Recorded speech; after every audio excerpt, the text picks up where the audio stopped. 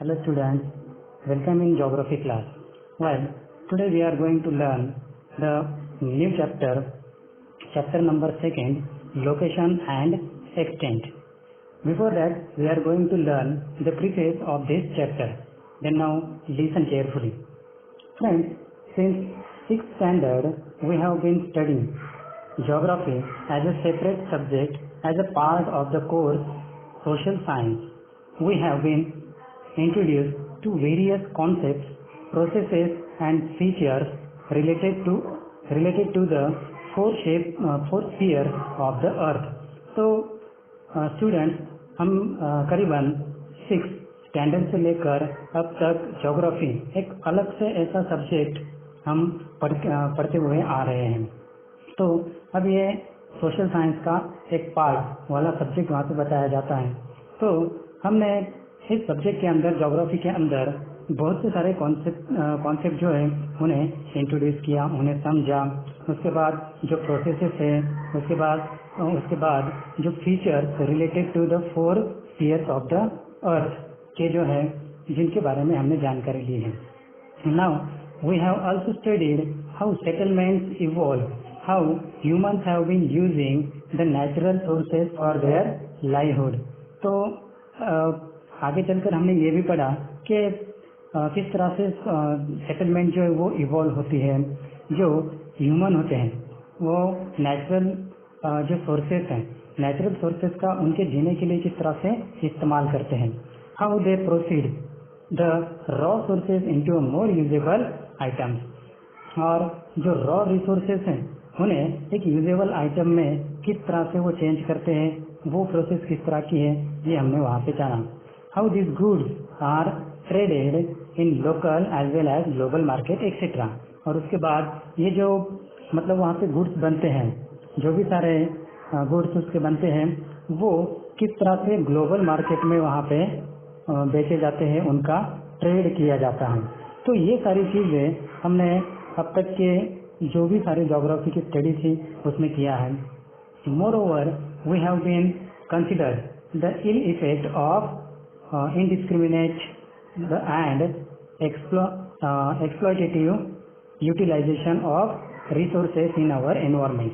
तो आगे चलकर हमने ये भी पढ़ा कि हमारे एनवायरनमेंट के अंदर जो नेचुरल रिसोर्सेस है जिनका यूज़ करके ह्यूमन बीइंग्स अपनी लाइफ वहाँ पे कंफर्टेबल बनाते हैं, नई चीज़ें वहाँ पे यूजेबल आइटम्स वहाँ पे बनाते हैं, उनकी ट्रेडिंग वहाँ पे करते हैं। लेकिन उसका एक्सेसिव यूज और एक्सप्लॉयटेटिव यूटिलाइजेशन जब होता है, मतलब जो नेचुरल रिसोर्सेस है उनका ज़्यादा से ज़्यादा यूज करने की वजह से किस तरह से एनवायरनमेंट वहाँ पे पोल्यूटेड होता है, जिसके बारे में भी हमने पढ़ा। To study geography we need to develop some skills like observation, classification, differentiation, then comparison, then graph, diagram and map reading, evaluation, then analysis, drawing, conclusion, then presentation and critical thinking। तो geography की study करते हुए अब हमें कुछ और भी skills को वहाँ पे डेवलप करना है, जैसे कि observation, classification, differentiation, comparison, graph, diagram, map reading, evolution, analysis, drawing conclusion, presentation, critical thinking. ये सारी स्किल्स जो है वो हमें ज्योग्राफी की स्टडी के लिए बनानी है। To acquire such skills we need to study regions using all the geographical concepts and processes we have learned till now and achieve the learning outcome. तो अब हमें क्या करना है कि ये सारे स्किल्स जो अभी मैंने आपको बताई है, ऊपर दिए हुए जो स्किल्स हैं, उसे अगर हमें एक्वायर करना है तो हमें किस चीज़ की ज़रूरत है? हमें ज्योग्राफिकल कॉन्सेप्ट और जो प्रोसेसेस हैं उसको लर्न करने के लिए, और लर्निंग के बाद जो आउटकम्स वहाँ पे आते हैं उन्हें समझने की वहाँ पे ज़रूरत है। तो we can through this we can learn the application of geographical knowledge। और उसी की वजह से और इसी तरह से हम geographical knowledge को अप्लाई कर सकते हैं, उसका एप्लीकेशन कर सकते हैं। This year we will study all this with reference to 2 countries.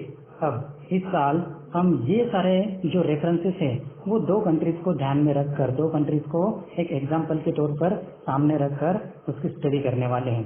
अब तक ज्योग्राफी के कॉन्सेप्ट, कुछ प्रोसेसेस, वो सारी चीज़ें हमने देखी है। अब ज्योग्राफी की जो लर्निंग की है उसका जो एप्लीकेशन है, ज्योग्राफिकल नॉलेज का एप्लीकेशन, हम 2 कंट्रीज को सामने रखकर करने वाले हैं। This year you will do the revision of all the concepts learn till now. अब इस साल जो भी सारे जो कॉन्सेप्ट आपने ज्योग्राफी के पढ़े हैं उनका रिविजन हम यहाँ पे करने वाले हैं।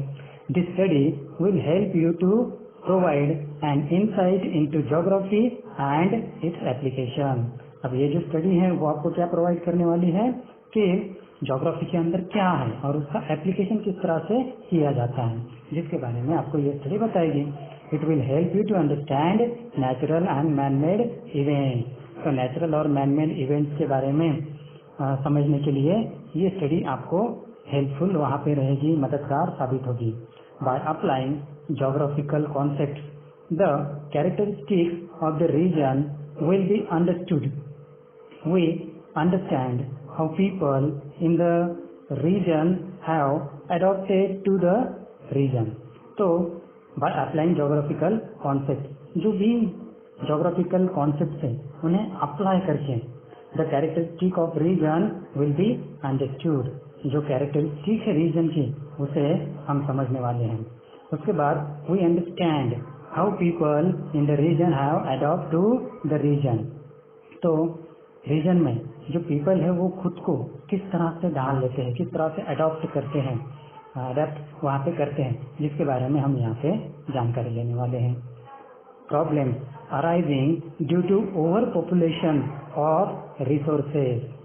अब ओवर एक्सप्लॉयटेशन ऑफ रिसोर्सेज, तो रिसोर्सेज का बहुत ज़्यादा यूज करने के बाद किस तरह के प्रॉब्लम्स आगे आ सकते हैं, कैन बी अंडरस्टूड। ये सब चीज़ें हम समझ सकते हैं। Degradation of environment and measure to be taken against them can be thought about. तो जो environment का degradation है, do you know what you mean by degradation? यहाँ पे ये word देखो degradation। तो ये degradation का मतलब आप जानते हो।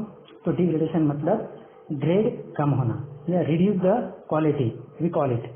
तो जो भी quality है ये मतलब हमारे नेचर के अंदर जो भी सारे रिसोर्सेस हैं उनकी जो क्वालिटीज हैं उनका जो मतलब डिग्रेडेशन हो रहा है, उनकी क्वालिटी जो कम हो रही है, उनके मेजर, उनके बारे में जानकारी हम लेने वाले हैं। Looking at the current trend you can understand the process of change occurring. अभी हर एक चीज़ हाल ही में हर एक ट्रेंड वहाँ पे चेंज हो रहा है और उसके साथ साथ में प्रोसेस भी चेंज हो रही है। तो ये सारी चीज़ों को हम यहाँ पे जानने वाले हैं। You can predict what will happen in the future. तो क्या आप प्रिडिक्ट कर सकते हो कि फ्यूचर में क्या हो सकता है। It will help you face natural and man made disaster in the better way. तो ये सारी चीज़ें आगे चल करके जो भी सारे नेचुरल और मैन मेड डिजास्टर हैं, मतलब ये सारी चीज़ों को फेस करने के लिए आपको उसकी हेल्प होगी, मददगार साबित होंगे। Regional imbalances and the reason for it can be understood and possible remedies can be suggested. तो इन सब चीज़ों से बचने के लिए ये भी सारे जो भी हमारे लिए डेंजरस बने हुए हैं, मतलब ह्यूमन के लिए बनाए हुए ये जो सारे डेंजरस हैं, मतलब रीजनल इम्बैलेंस वहाँ पे हो रहा है, इन सब चीज़ों को बचने के लिए ये स्टडी हमें हेल्पफुल हो सकती है। Now the other thing is there, that is few hints and the flag of 2 countries are given below. Using them, identify these 2 countries. You can easily identify one of them and hope you can easily identify the other 2. तो अब यहाँ पे 2 flag आपको दिखाई दे रहे होंगे, है ना। ये एक फ्लैग है और दूसरा ये एक फ्लैग है। तो आपको उन फ्लैग के नीचे कुछ हिंट दिए गए हैं, कुछ क्लॉज दिए गए हैं, है ना, क्लूज दिए गए हैं। तो उन क्लूज को पढ़ के आपको समझना है या ढूंढना है, आइडेंटिफाई करना है कि ये कौन सी कंट्री है, जिसमें से एक तो आप जान ही गए होंगे उसके फ्लैग को देखकर, yes it is our try colour, तिरंगा यहाँ पे है ना। तो उसके नीचे कुछ क्लॉज दिए देखो, जिससे हम इंडिया के बारे में कुछ और भी चीजों की जानकारी की रिवीजन वहाँ पे हो सकती है। The second largest population country in the world, तो second largest country, second largest populated country in the world. उसके बाद नेक्स्ट हिंट वहाँ पे दी है, famous for spices in the world, और उसके बाद cricket is popular sport here. तो जिसको आपने पहले ही पहचान लिया था, ये है इंडिया का फ्लैग, और ये इंडियन कंट्री, उसके रीजन के बारे में हम यहाँ पे स्टडी करने वाले हैं। The next flag is here, है ना। तो ये एक दूसरा फ्लैग आपको यहाँ पे दिखाई दे रहा है। तो ये फ्लैग किस कंट्री का है, जिसे ढूंढना है। उसके लिए देखो हिंट दी गई है, famous for samba dance. Second hint, known as a coffee pot of the world. और तीसरा बताया गया है कि football is a very popular sport here. हाँ, शायद से ऊपर के दो के बारे में आप नहीं बता पाओगे, लेकिन ये स्पोर्ट के बारे में ये आप बता पाओगे। Football is a very popular in the popular sport here. तो हाँ, ये है ब्राजील, ब्राजील का फ्लैग, जिसके बारे में हम जानकारी लेने वाले हैं।